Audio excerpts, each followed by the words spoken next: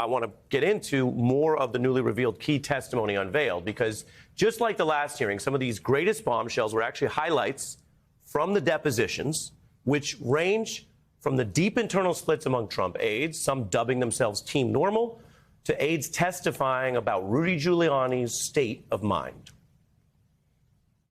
Was there anyone in that conversation who, in your observation, had too much to drink? Like Mayor Giuliani.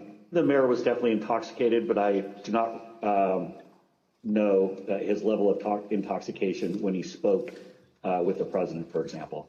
Spoke to the president several times that night. I remember saying that, to the best of my memory, I was saying that we should not go and declare victory until we had a better sense of the numbers. I didn't mind being characterized as being part of Team Normal. We looked at the video, we interviewed the witnesses, it was not true. I told him that the stuff that his people were shoveling out to the public was The president's mind was made up. Are you out of your effing mind?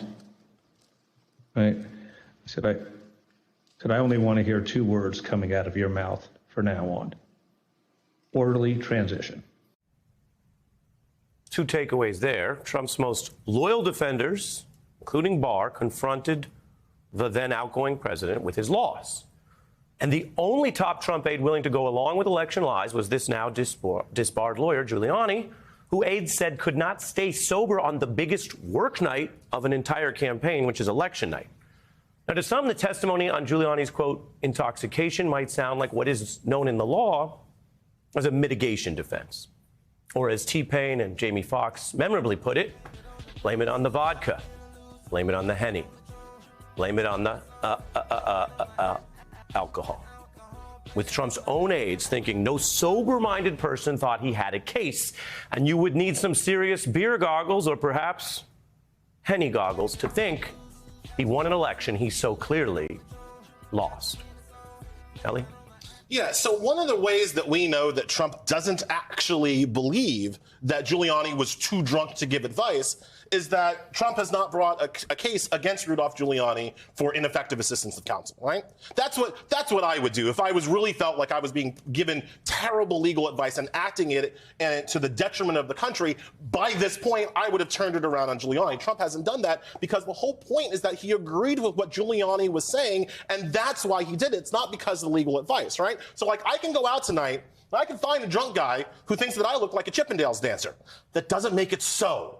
And if I start stripping, right, that's on me, not on the drunk guy who thinks that I look hot that time, right? So, like, the idea that all of this is somehow going to come down to Giuliani's state of intoxication, it does not. It comes down to Trump's state of mind, listening to drunk lawyers as he's organizing his coup. Well, and Danya, that's why the top lawyer for the president, being, according to evidence, inebriated, cuts both ways. Not a sentence I thought I would ever say in journalism, even in the last few years, but here we are. And to Ellie's point, it cuts against basically the idea that this was at all valid counsel. But it seemed that the committee also wanted to use it in today's hearing to show there were no takers for overthrowing the election and the coup arguments. There were literally no takers among that brain trust. And so then you pulled in other people on the Capitol steps, Mr. Navarro, who won't testify, Mr. Bannon, who wasn't in the White House. But when it came to all the other lawyers besides Giuliani and all the people in the campaign whose job was to win, and a lot of other loyal political aides, there were no takers except this, quote, inebriated individual. How do you square that with what some are calling the T-Pain defense, and what's your view of that analysis? Well, this wasn't a one-time, one-night only misstep or bad advice because of the Henny goggles. There's a through line, and this came out in today's testimony and hearing. It all began, many months before with Trump predicting that the only way he would lose would be if the election was rigged. And that continued to that night. It's not advice. It's not counsel. It's not opinion that he won the election. It's a question of fact. Right. And no one had called it. So he's just going in there, making stuff up. And then it didn't end that night. Of course, he's still saying the election was rigged. And, presumably he's not drunk every time he's saying it. So this was, I mean, maybe Giuliani.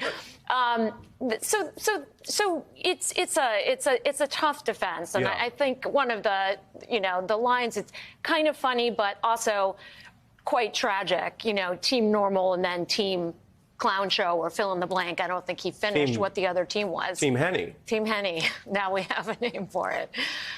So, again, not a great line of defense for the former president and his team of enablers. Well, we covered more than one item. As promised, I want to thank Danya Perry and Elie Mystal.